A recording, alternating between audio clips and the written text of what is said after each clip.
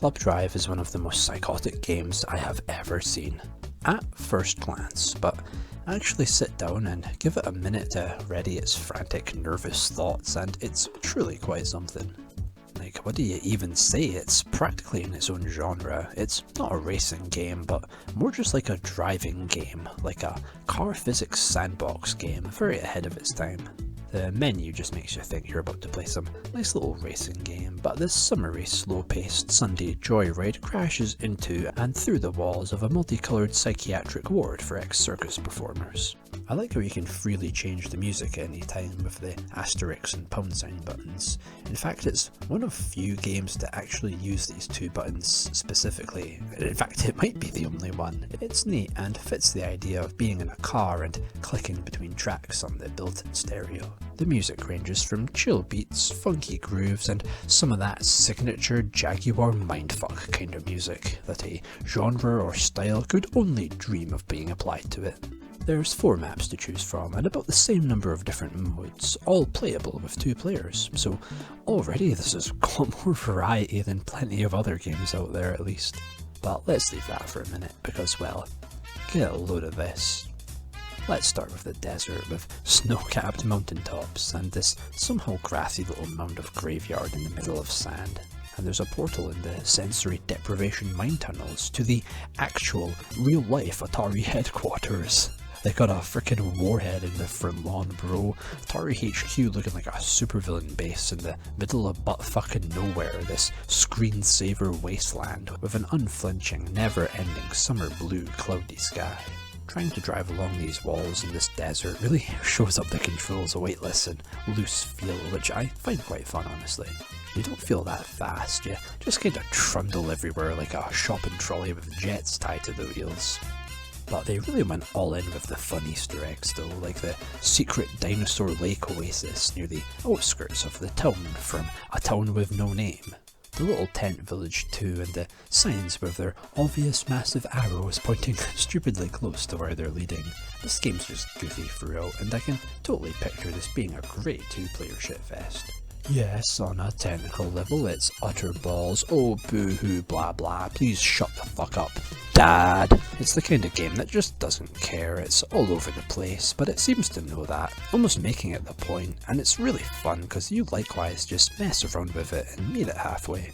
I just imagine 2 friends playing this shit when it dropped and knowing that it's shit, but just having something great to take the piss alongside, ramming each other over the haphazard layouts. There's just something really pure and fun about this game. Like, this game was loved, even if just by the people who made it. I mean, bro, they recreated the Atari HQ and dinosaurs and shit, bro. They were having as much fun as they could working with this.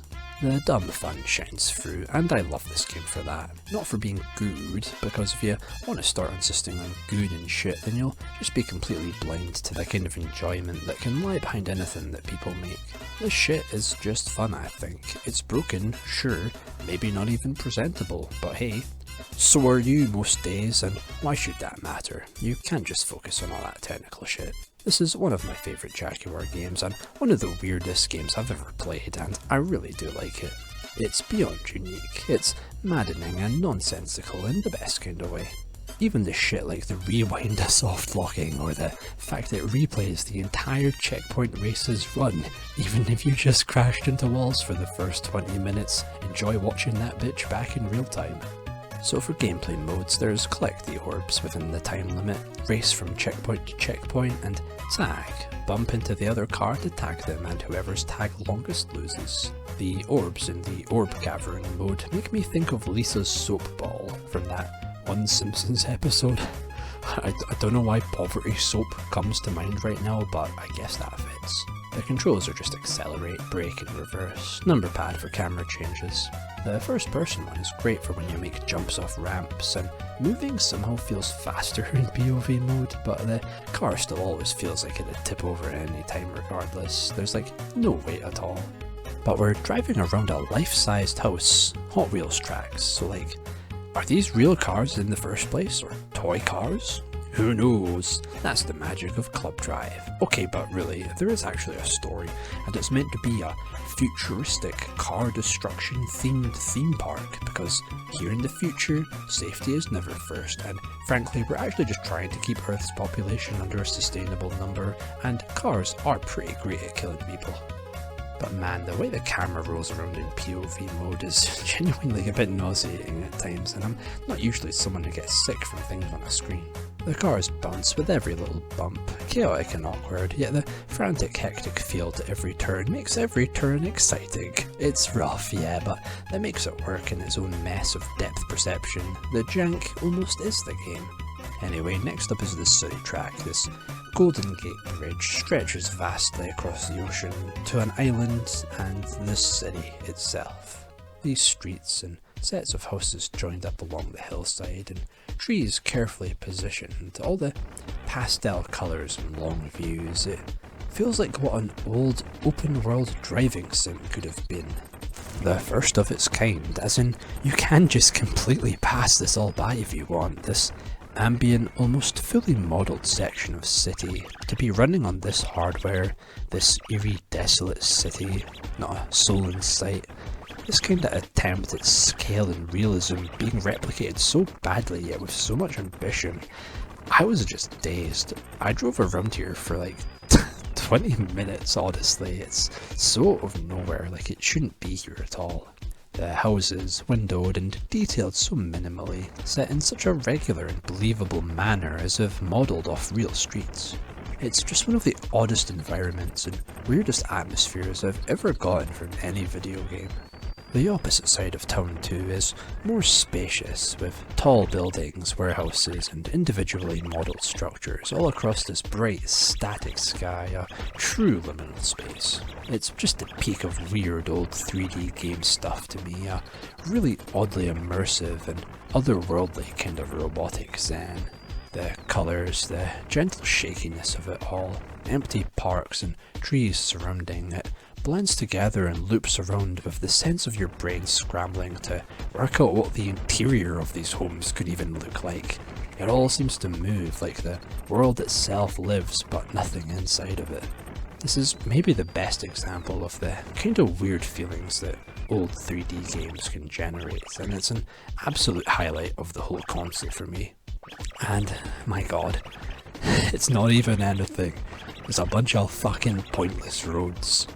There's a whole ass tram running as well, with its own little circuit and ledges to try falling off. Outside the city is this deep riverside mountain canyon with some very cool views in the cinematic third-person camera. And with one more tunnel, you're suddenly at the beach. The palm trees and lifeguard towers and the obstructive, useless signposts convincing you to drive yourself off the pier. The other city track is this empty, massive park, as if the city photographed and plastered on the sky was built in a circle, just to surround this miserable green space and its life-sized Hot Wheels track. This is really the only time the game feels like a race. It's beyond basic, some crazy minimalization, like some kinda insane millionaire's creation, his childhood obsession with toy cars gone berserk. The high-rise parking bay is pretty sick too. I have a weird fondness for parking complexes, and I don't know why, I just really like their atmosphere. It's like a cave or an underground city. The desolate opposing aura is like the opposite of a mall, and they're both cool and calming in that temporal, ephemeral kind of way. Speaking of, there's this industrial warehouse-like place, but it's just a bunch of big ramps and with some, weird little towers and big, kind of like a skate park. The big house is also insane. Goddamn, Jerome, whoever you are, you lived in one fucked up home, homie. It's awesome. I'm sure all the Dreamcast bros will be reminded of Toy Commander. I like how the TV is playing Pong and also playing Club Drive, goddamn. All these Jaguar renditions of common household furnishings is really charming. The blocky chairs and tables, square toilets, the fireplace gif, sofas, piano, lamps, houseplants, just all these normal dull things are rendered so abstractly, and that poor goddamn milk, bro, it's just too fucking sad. The static colours make it slightly hard to look at sometimes, like a magic eye puzzle or an optical illusion. And the ever meowing faceless cat golem chasing this mouse around too, it's pretty great and silly. And with planks for ramps, it seems to imply that a bunch of kids set this whole course up with the random things in their home. Like, this whole game is potentially nothing but the imagination of the weird kids, playing with their Hot Wheels whilst stranded in the middle of the shitting Gobi Desert. But do you think they actually try to recreate the entire ground floor of someone's house? I mean, it could be. It's not like houses aren't real. Like, imagine this game being a permanent living room. Imagine it being a permanent living room, I was gonna say. Yeah, imagine this game wasn't a game, but instead it was a room. Whoa, whoa. What an analysis. Like, imagine this game being a permanent record of the layout of one random living room from somewhere in the world. It's really cool. Like watching yourself on the TV, it's that sick infinity shit. This area is big though, and with no camera control you really feel lost somewhere so seemingly normal, yet with such a warped and jarring perspective. But it's also a good showcase for the Jaguar itself. I mean, look at all these shapes and the way it's being displayed all at once, no popping. This big space being rendered in full, it's fairly impressive, especially in split screen. There's also 2 secret tracks via codes. They got some cool test level energy, lots of flips and ramps in this huge room over a pit with a very precarious path to this ramp which I just could not get up onto. Whatever was up there, man, I really wish I could have found out. But I guess it's like how many Jaguar games feel like tech demos, only halfway to actually being finished. Like the back end of innovation, the messy experimentation, the prototypes for what would become stable, sane 3D games. The Jaguar is like those backstage products that were never intended to be seen publicly, but put out on full display, like games that shouldn't exist kind of thing. A lost pre-5th gen 3D look, a completely forgotten world and era. Like I say, the Jaguar is what I'd consider to be the real transition into 3D. 5th gen was the start, not the transition. So yes, this game is bad, but that thinking becomes suddenly meaningless in the wacky, tripped out funhouse colour schemes of these many terrifying surrealist prisons, like a glaring waking nightmare of car stunts, Hot Wheels sets, novelty horns and violent crashes. This game is on some crazy shit, and I think it's really, really good.